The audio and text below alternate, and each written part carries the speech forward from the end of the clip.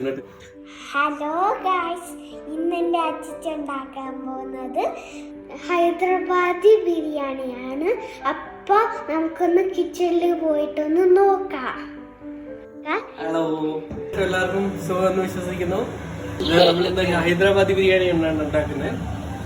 നമ്മൾ ആദ്യമേ കാഷ്യൂനട്ട് ഒണിയനും നമ്മൾ ഫ്രൈ ചെയ്ത് വെച്ചിട്ടുണ്ട്.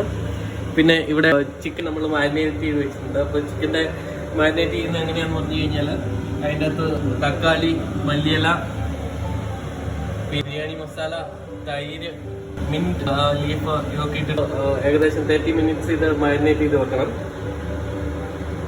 അതിനുശേഷം നമ്മൾ ഇതിൻ്റെ അകത്ത് ഡ്രൈ ഓണിയനും ഇട്ടിട്ടുണ്ട്. ഇപ്പോൾ നമ്മളിവിടെ ഗ്രേവിയാണ് ഉണ്ടാക്കാൻ പോകുന്നത്. നമ്മുടെ ചിക്കൻ്റെ ഗ്രേവിയാണ്. ഓണിയൻ നമ്മൾ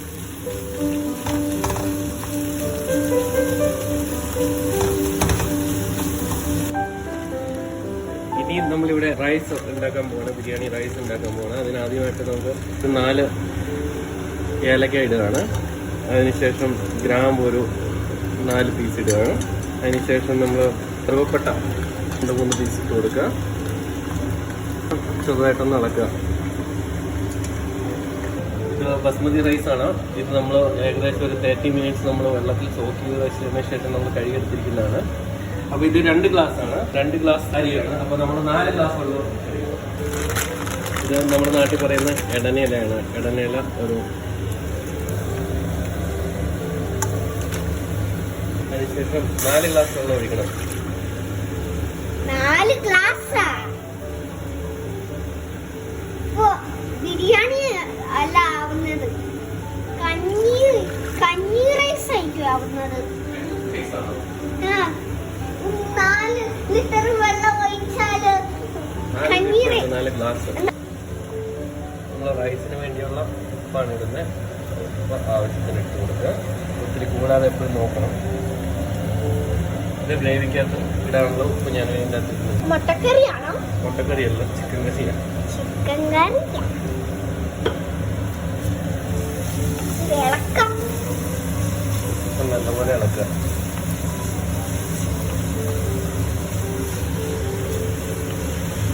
ഈ ജോബിന് ഒരു സൂപ്പർ കുക്കർ അല്ലേ? ആ കുക്കർ, പ്രഷർ കുക്കറാ.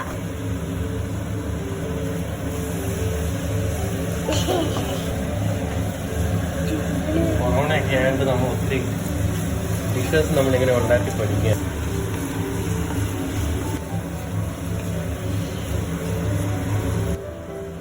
അപ്പോൾ ഇതിൻ്റെ അകത്തേക്ക് കുറച്ച് നെയ്യ് ഒഴിച്ച് കൊടുക്കാം. ഏകദേശം വെള്ളം ചൂടായി വരുന്നുണ്ട്. കുറച്ച് നെയ്യ് ഒഴിച്ച് കൊടുക്കാം. 100 ml നെയ്യ് നമ്മൾ ഇതിനകത്ത് ഒഴിച്ചു കൊടുത്തിട്ടുണ്ട്. ഇപ്പം ഏകദേശം നമ്മുടെ ചിക്കൻ മസാലയുടെ സവോള ആയിട്ടുണ്ട്. ഇതിലേക്ക് നമുക്ക് ഇനി ചിക്കൻ ഇട്ട് കൊടുക്കാം.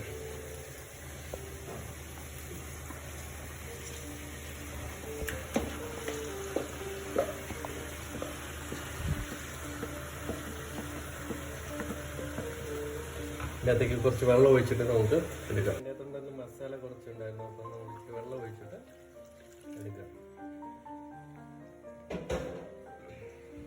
എന്നിട്ട് നല്ലപോലെ ഒന്ന് ഇളക്കി കൊടുക്കാം.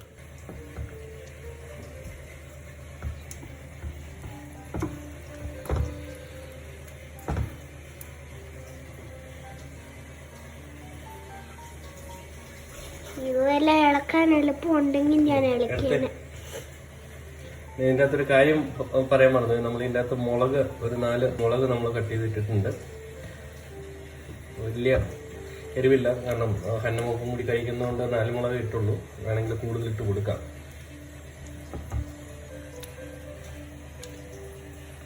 നമുക്ക് അത് ആവുന്ന സമയം കൊണ്ട് നോക്കിയിട്ട് വേണമെങ്കിൽ ചെറുതായിട്ടൊന്ന് കട്ട് ചെയ്ത് വെക്കാം. കാഷ്യൂനട്ടൊന്ന് ഹാഫ് ആക്കി ഇട്ട് കഴിഞ്ഞാൽ നമുക്ക് കുറേ എക്സ്ട്രാ കിട്ടും. ചൂടായിട്ടുണ്ട്. അപ്പം നമ്മുടെ റൈസ് ഇട്ട് കൊടുക്കാം. റൈസ് എപ്പോഴും ശ്രദ്ധിക്കണം, ഒത്തിരി വെള്ളം കൂടിപ്പോകരുത്. റൈസ് വേവിക്കുമ്പോഴത്തേനും എപ്പോഴും ശ്രദ്ധിക്കണം, ഒത്തിരി വെന്ത് പോകരുത്. സോക്ക് ചെയ്ത് വെച്ചിരുന്നുണ്ടോ വിസിലടിപ്പിക്കേണ്ട ആവശ്യമില്ല. ഏകദേശം ഒരു വിസിലിന് ശേഷം ഒരു 75% ബസ്മതി റൈസ് വേവിച്ചാൽ മതി. നമ്മുടെ ചിക്കൻ മസാല ഏകദേശം തിളച്ച് വരുന്നുണ്ട്. അപ്പം നമുക്കിതൊന്ന് അടച്ചു വെച്ച് വേവിക്കാം. നമുക്കൊന്ന് അടച്ചു വെക്കാം. ഏകദേശം കഴിഞ്ഞാൽ നമുക്കത് ബിരിയാണിക്ക് അഡ്ജസ്റ്റ് ആയി പോകും. ഒന്ന് ഇളക്കി കൊടുക്കാം. നമ്മുടെ തക്കാളിക്ക് അവിടെ പീസ് ഇട്ടിരിക്കുന്ന ഈ രീതിയിലാണ്. എനിക്കത് കാണിക്കാൻ പറ്റില്ല, നേരത്തെ അത് മാരിനേറ്റ് ചെയ്ത് വെച്ച്. നമുക്കിതൊന്ന് ഇടയ്ക്ക് ഇളക്കി കൊടുക്കാം.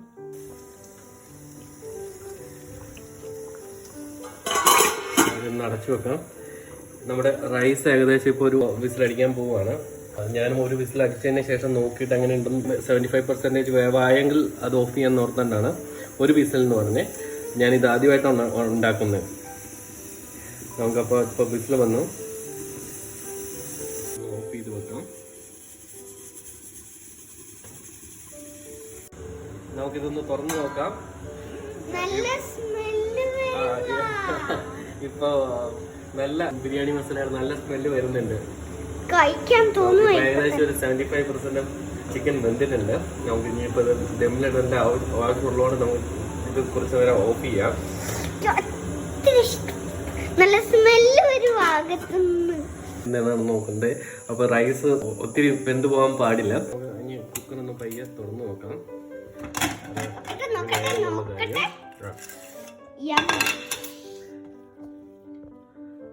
ചെറുതായിട്ട് വെള്ളമുണ്ട്, എങ്കിലും ഒത്തിരി വെന്ത് പോയിട്ടില്ല. ബിരിയാണി ആക്കാൻ നമുക്കിത് ചിക്കൻ ഇതിലേക്ക് ഇടാം. അതിനുശേഷം റൈസ് ഇതിലേക്ക് ചിക്കൻ ഇട്ടതിന് ശേഷം ഇടാം.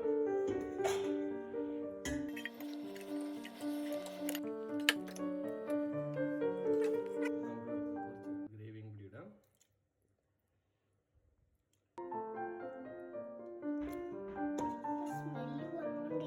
ഇപ്പൊ തന്നെ കഴിക്കാൻ തോന്നുന്നു. നമ്മളത് ചിക്കൻ്റെ മുകളിൽ നമ്മൾ ഓൾറെഡി റൈസ് ഇട്ടു. ആക്ച്വലി എൻ്റെ റൈസ് ഇച്ചിരി വെന്തുപോയി. ഒരു വിസിലടിച്ചാലും ഇച്ചിരി വെന്തുപോയി. അപ്പം നിങ്ങളത് ശ്രദ്ധിക്കണം, ഒരു വിസിലടിപ്പിക്കേണ്ട. തിളച്ചതിന് ശേഷം ദം ചെയ്യുന്നതായിരിക്കും അപ്പം നല്ലത്. നമുക്ക് എന്തായാലും കാഷ്യൂനട്ടും ഫ്രൈഡ് ഓണിയനും നമുക്കിതിൻ്റെ മുകളിലോട്ടിട്ട് ഒന്ന് ഗാർണിഷ് ചെയ്യുന്ന പോലെ നമുക്ക് വെക്കാം.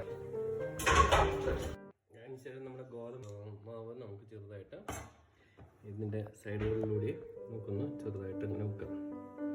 അപ്പം ഒത്തിരി എയർ പോകാതെ നമുക്ക് ഒത്തിരി നേരം വെക്കേണ്ട ആവശ്യമില്ല. ആക്ച്വലി ഏകദേശം ഒരു 5 മിനിറ്റ് വെച്ച് കഴിഞ്ഞാൽ ധാരാളം മതി.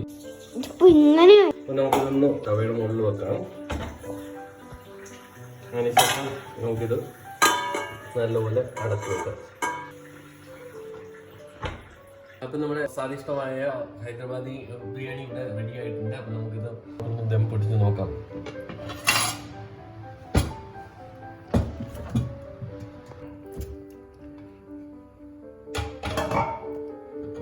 നല്ല നല്ല സ്മെല്ലാണ് ആക്ച്വലി. എണ്ണയ്ക്ക് കുറച്ച് ബിരിയാണി എടുത്ത് കൊടുക്കാം.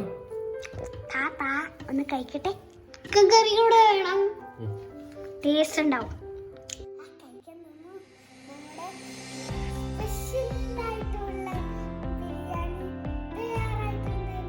ഞാൻ ചിക്കൻ ഒന്ന് നോക്കട്ടെ.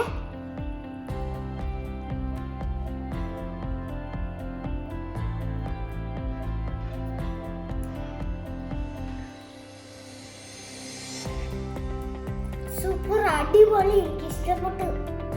എല്ലാവരും ട്രൈ ചെയ്തു.